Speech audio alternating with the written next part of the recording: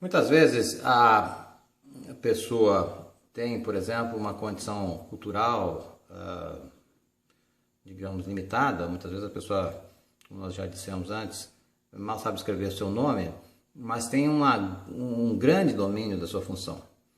Então é preciso cuidar e identificar quando há assim um descaso, um julgamento, um tratamento inadequado em algumas situações e trabalhar na resolução de conflitos. Então, o gestor precisa ter essas habilidades de resolução de conflitos, essa habilidade de lidar bem com a empatia, com essas habilidades de relacionamento. E então, o desenvolvimento dessa parte da inteligência emocional é fundamental. Então, isso em nenhuma profissão se descarta, né? Então, o refinamento, é claro que ele deve acontecer, existem formas de treinamento para isso. Nós mesmos já fizemos uma série de treinamentos para empresas dessa natureza, né? Eu dei mais de 37, na verdade, 37 trabalhos, 37 cursos de um dia e meio que eu já fiz de integração de uma construtora que depois se transformou numa grande imobiliária no Rio Grande do Sul, tá? Então, ao longo de vários anos, a cada 4 a 6 meses, eu fui chamado. Então, a maioria das vezes pelos mesmos grupos, mas também por outras imobiliárias cujos funcionários tinham trabalhado nas primeiras que eu havia dado o trabalho.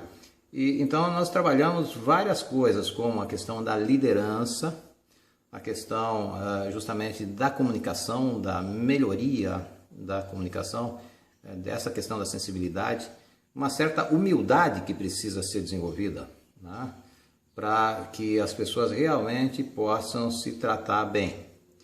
Essas coisas deveriam ser natural, mas sabemos que não são assim tão naturais, e então muitas vezes é necessário um trabalho de treinamento, né? Um trabalho em que haja uma sensibilização para o lado humano do outro, né?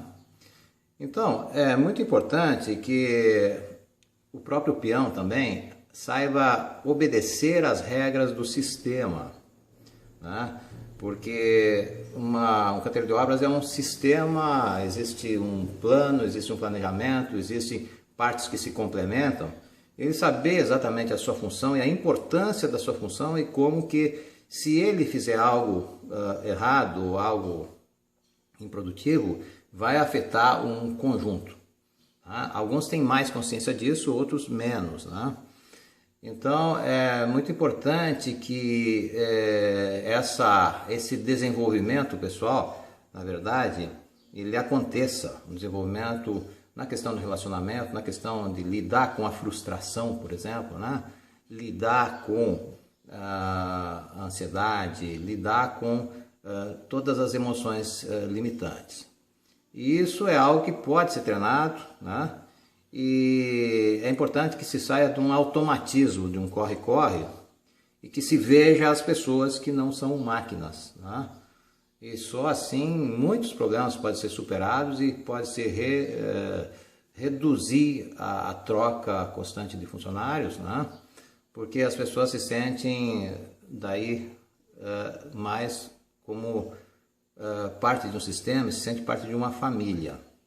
Muitos dos seminários, dos workshops que eu coordenei nessa área de construção e imobiliária, o relato que eles fazem é que foram se sentindo como cada vez mais, assim, ao longo do tempo, com esses trabalhos, como parte de uma família, como parte de um todo maior, compreenderam melhor as suas funções, compreenderam melhor a importância das pessoas, viram mais o lado humano, e isso tem um impacto impressionante, tanto na saúde quanto na produtividade, tá? A pessoa saber que o que está entre pessoas que a consideram amigos. É claro que alguns dizem que isso é utopia, né? Mas muitas coisas que melhoraram no nosso mundo, houve época que eram utopia. Então, se nós queremos transformar o mundo, melhorar a nossa existência, e com um reflexo positivo na produtividade, é preciso então que os colaboradores tenham acesso a talvez palestras, vídeos, treinamentos, onde possa se sentir mais aproximados com as outras pessoas, né? É muito importante que também quando há situações graves, assim, tipo, se percebe muitas vezes uma pessoa que distribui drogas dentro de um canteiro de obras. Então, isso, o cuidado, o sigilo com que isso tem que ser tratado é muito grande, porque afeta muitos que estão, de alguma forma, dependentes da situação, né? Então, é importante que num trabalho assim haja liderança firme, um bom preparo dos gestores e que eles percebam que a liderança parte do exemplo. Se a palavra conduz, o exemplo arrasta, né? Então, é muito importante assim que haja esse processo. Então, o gestor conhecer bem a equipe, ter uma visão, ver os limites de cada um e saber lidar com isso de uma forma flexível é fundamental. E essas habilidades, essas atitudes se descobrem. Então, é preciso também que haja um respeito pela condição cultural de cada pessoa. Em alguns momentos, talvez eu até repasse algumas ideias de uma outra maneira, mas são coisas que acontecem. Eu tenho conversado com construtores, com arquitetos, com pessoas que de alguma forma se relacionam, engenheiros, né? E vejo que tem muitas visões a respeito, né?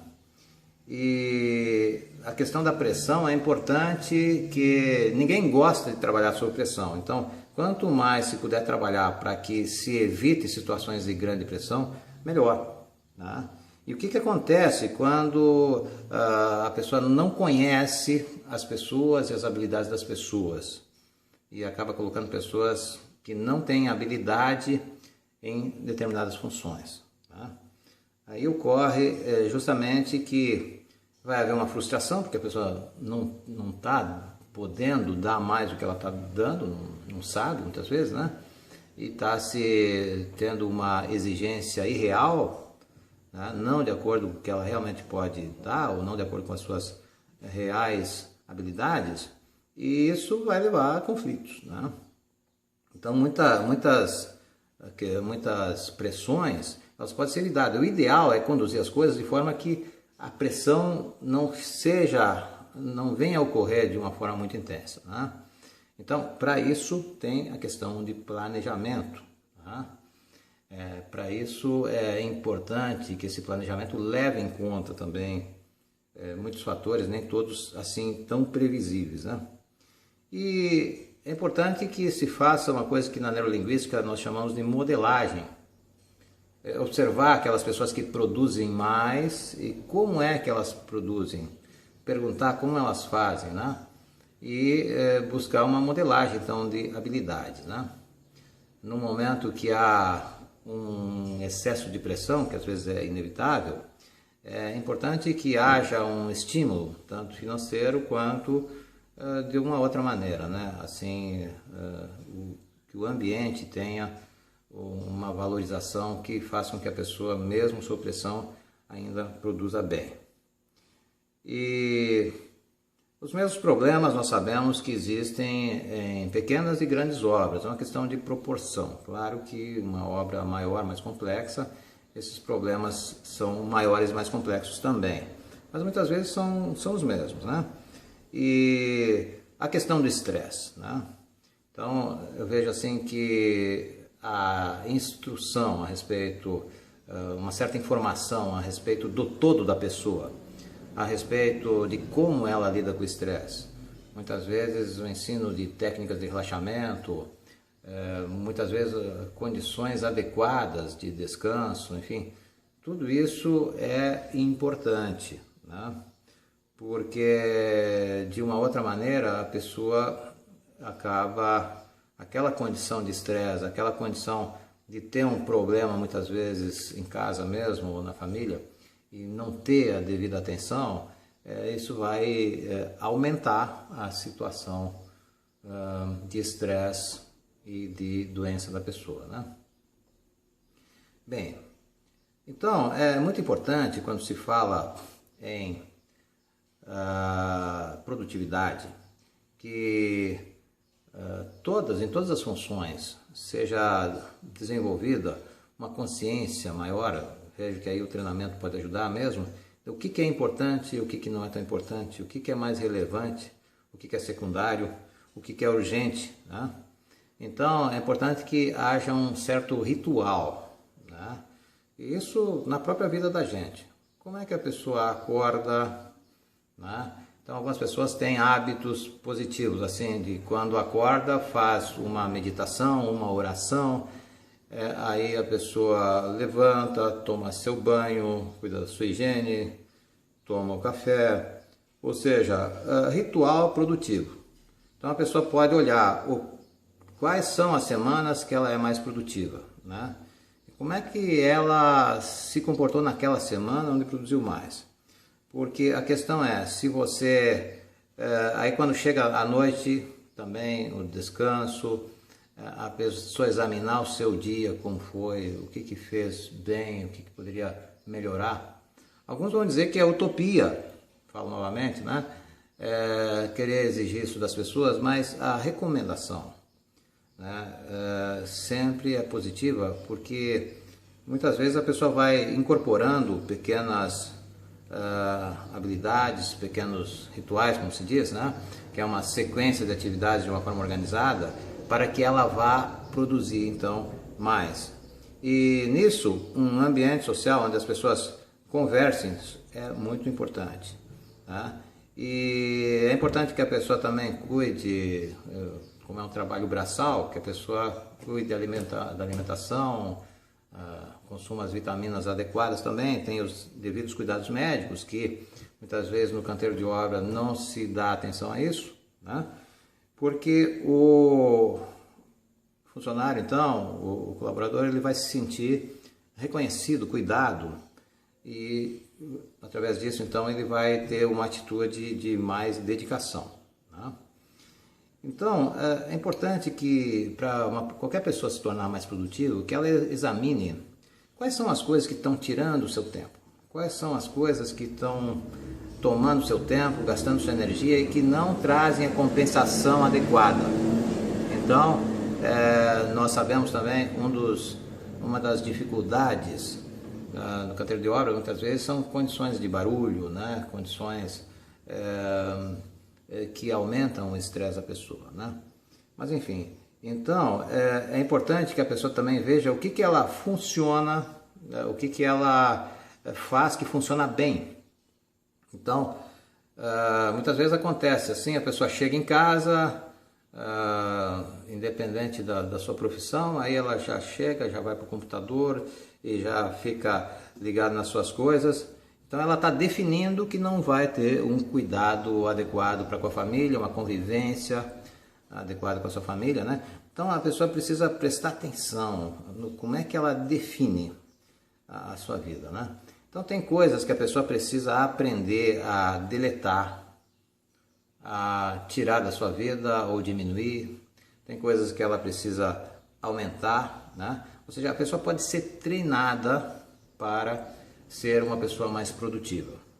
Então, o treinamento para se tornar uma pessoa mais produtiva, ela envolve esses aspectos emocionais, envolve ela conseguir falar das suas dificuldades também, envolve saber ouvir, e tudo isso faz parte, porque nós não somos máquinas, como já dizia Charles Chaplin, né? Então é muito importante que esse desenvolvimento de habilidades pessoais aconteça. Bom, é importante que a pessoa defina o que ela quer e o que ela não quer, que tenha metas para dias, semanas, meses e anos, porque uma semana bem produtiva, ela vai somar para um mês bem produtivo, e mês bem produtivo vai fazer com que anos bem produtivos aconteçam, e esses anos trazem uma vida onde a pessoa realmente constrói algo, onde ela consegue realmente ser produtiva de verdade, né? Então é muito importante que a pessoa perceba o que move ela, né?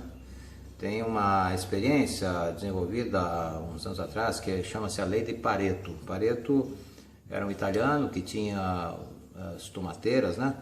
E ele percebeu que alguns tomates estavam assim, rendia mais e os tomates ficavam mais bonitos e tal, enquanto no restante, cerca de 20% da sua produção, os tomates cresciam muito melhor. E já em outros, muito menos. Aí ele observou o que acontecia naquele lugar e começou então a dedicar o mesmo cuidado, a mesma quantia de água, as mesmas condições de solo em todo o tomatal, e aí todo o tomatal passou a crescer mais. Então, isso na nossa vida significa que nós temos que fazer uma análise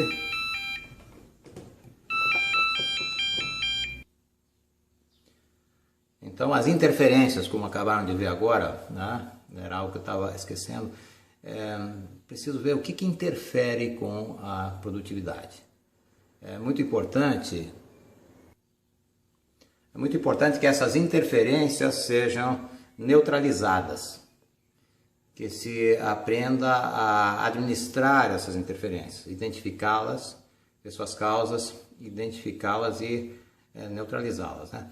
Isso é válido em toda a nossa vida, né? Então, muitas vezes a pessoa identifica qual é os 20% que ela mais produz, mas não consegue levar adiante. Então, às vezes ela precisa de um mentor, precisa de alguém que acompanhe, né, ela, para que ela consiga seguir em frente. Bem, a produtividade, ela é algo, então, como eu disse bem a princípio, que depende da saúde, depende do nível de informação que a pessoa tem. Então a pessoa desenvolver um interesse de buscar as informações aonde quer que elas estejam, seja com a leitura, seja vendo vídeos. Hoje a internet nos traz uma riqueza muito grande. Essa palestra mesmo está sendo vista num vídeo pela internet, né? Então a pessoa dentro do canteiro de obras propiciar condições de aumento da condição de informação. E isso pode realmente trazer um ganho no relacionamento, um ganho no enriquecimento da pessoa, porque tem pesquisas que mostram que a questão financeira não é a única que mantém a satisfação, né? Tem muitas questões relacionadas então aos relacionamentos, às condições de trabalho, à higiene, enfim. Então o gestor, ele precisa ter essa percepção de tudo que afeta a pessoa, né? Ter a humildade de perguntar o que é que incomoda, ou como que cada um gosta de trabalhar, porque dentro de determinadas situações dá para melhorar bastante a condição de trabalho em que os servidores estão assim, estão submetidos, né? Então, é importante que haja essa consciência, e eu vou enumerar novamente, então, o que é que compõe a inteligência emocional, que é considerada assim como definindo cerca de 87% da competência da pessoa, em muitas pesquisas, né? Então, puxa, isso é muita coisa. Então, veja, a pessoa se conhecer o que sabe fazer, conhecer suas habilidades, conhecer o que gosta, o que não gosta, o que agrada, ou como ela lida com as emoções. Então, ela saber lidar bem com a preocupação, com a ansiedade, com as questões da tristeza, depressão, ela saber lidar bem com a afetividade, ela aprender a não levar para o lado pessoal, isso é de grande importância, tá? Aprender a lidar com isso. Uma pessoa que passa por bullying também ela pode receber então um apoio, um acompanhamento para ela aprender a lidar, porque muitas vezes a pessoa que lida com a questão do bullying, ela que sofre o bullying, ela não percebe que ela, com o tipo de atitude, muitas vezes ela aumenta essa condição.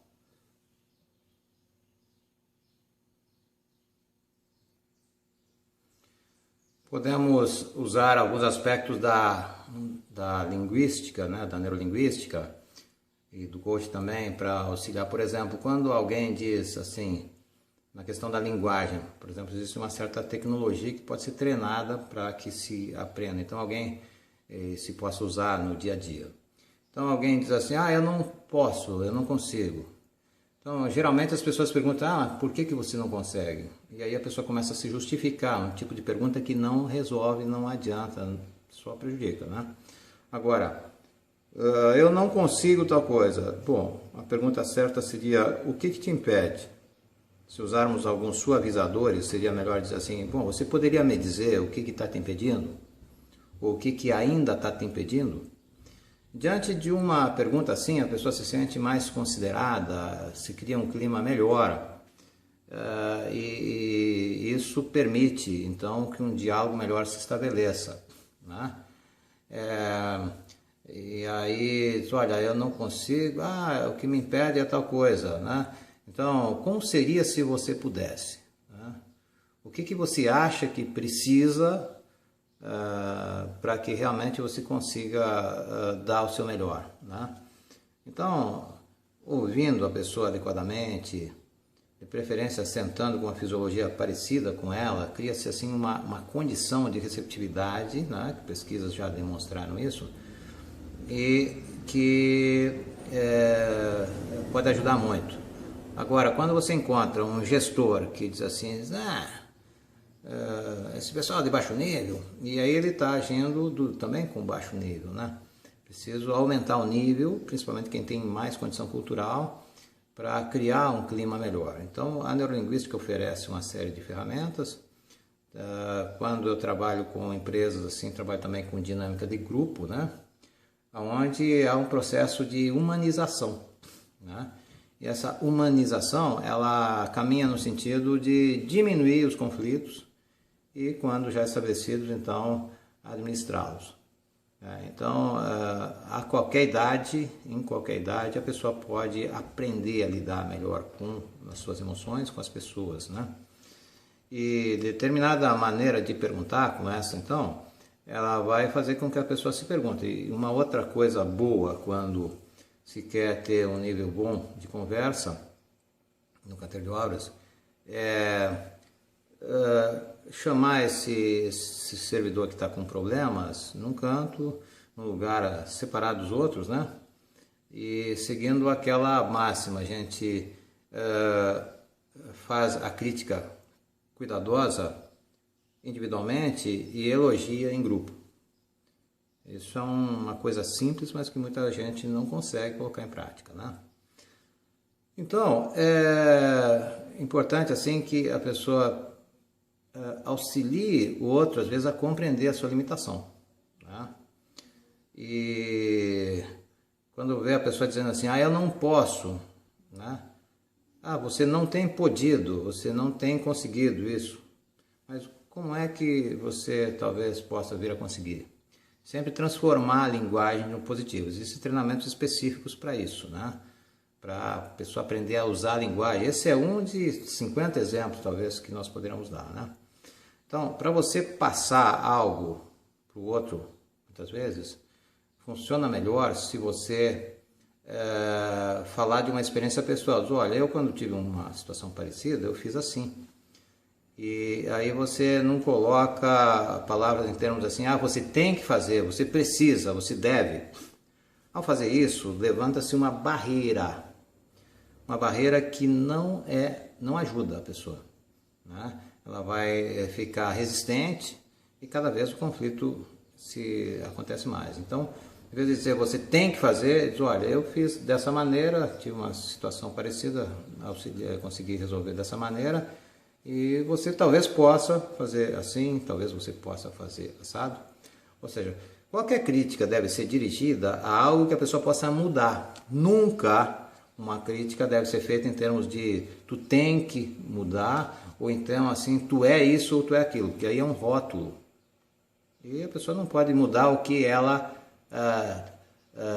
né? Agora, ela pode mudar o seu jeito de falar, ela pode mudar o seu jeito de fazer, a sequência das suas ações.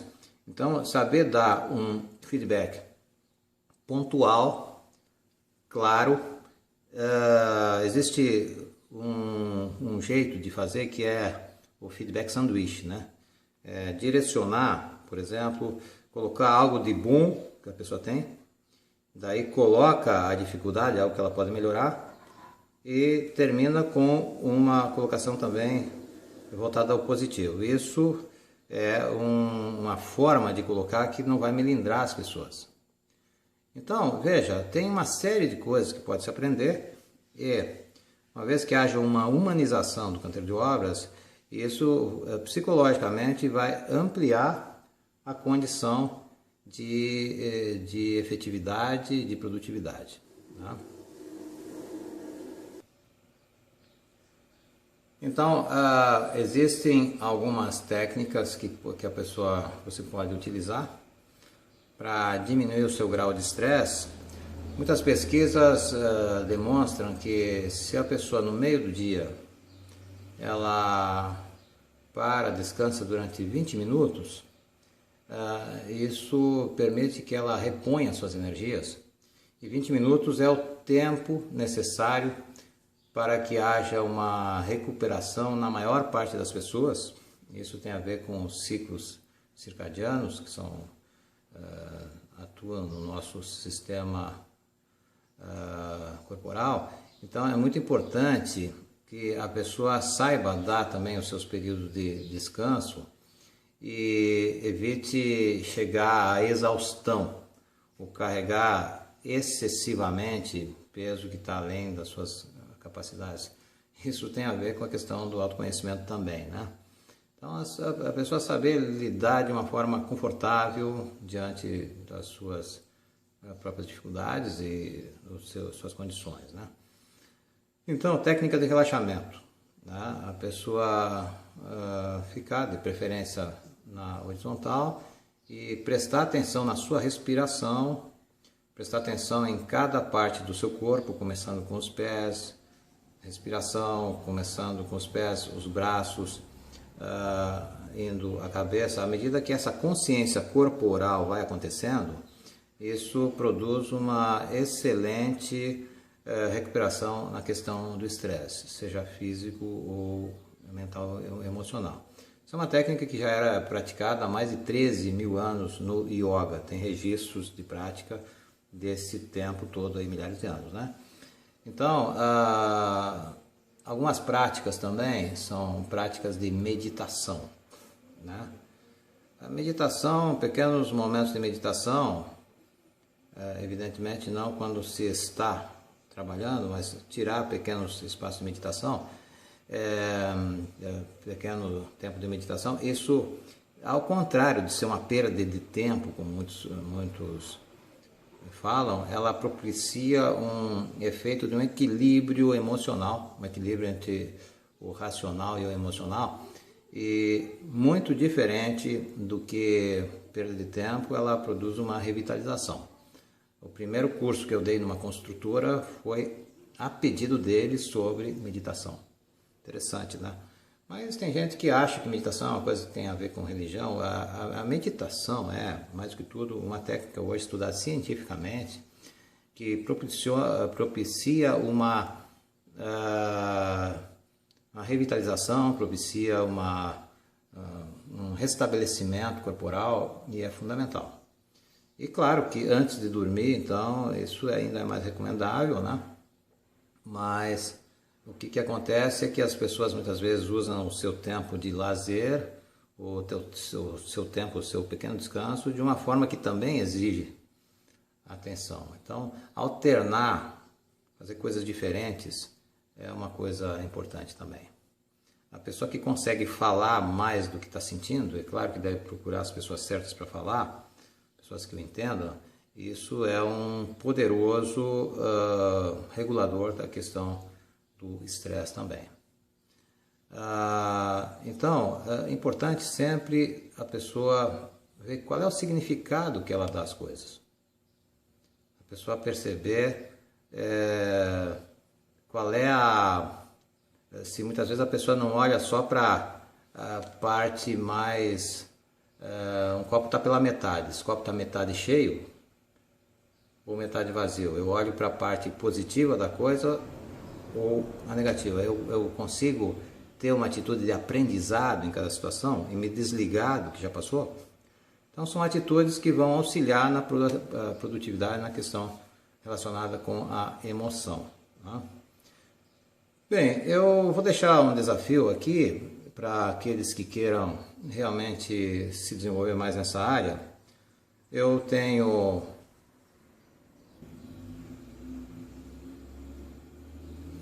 então um livro chamado Sinto Logo Existo, a respeito de inteligência emocional e autoestima.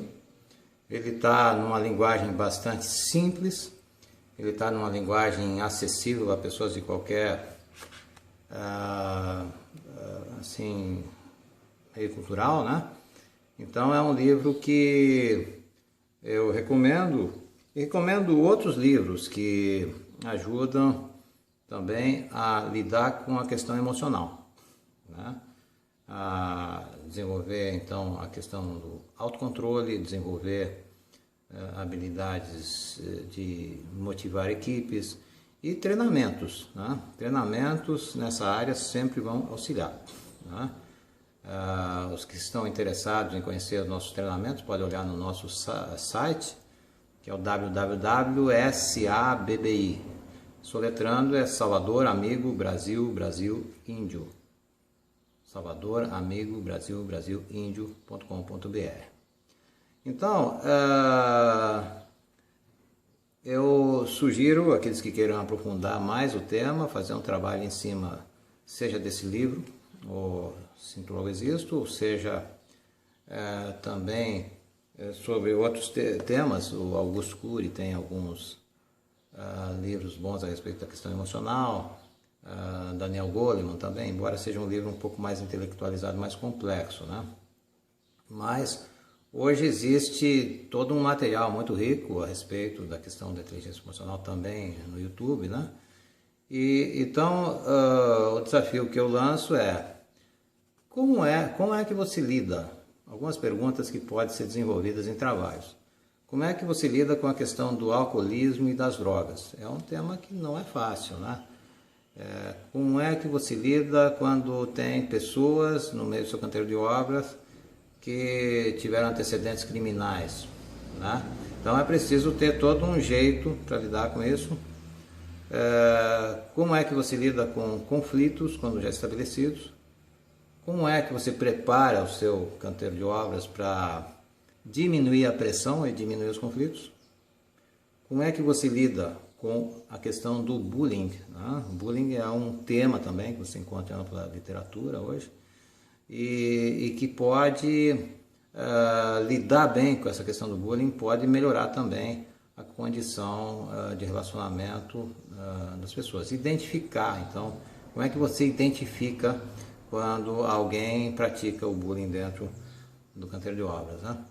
Então essas questões, elas são como é que você lida com a pressão e com as regras, né? Como é que você trabalha então, mais uma vez, trabalha com os conflitos, né? Então esses temas e aprender sobre como lidar, você também vai encontrar livros a respeito, né? Como é que você lida com a raiva, com uma pessoa que está revoltada, como é que você lida? A linguagem para lidar com isso, como eu já falei, você pode encontrar na literatura ligada à programação neurolinguística. Nós damos treinamentos de 10 dias de neurolinguística, né? 10, 11 dias intensivo, e damos também em 4 ou 5 fins de semana, dependendo de como se desenvolve o trabalho.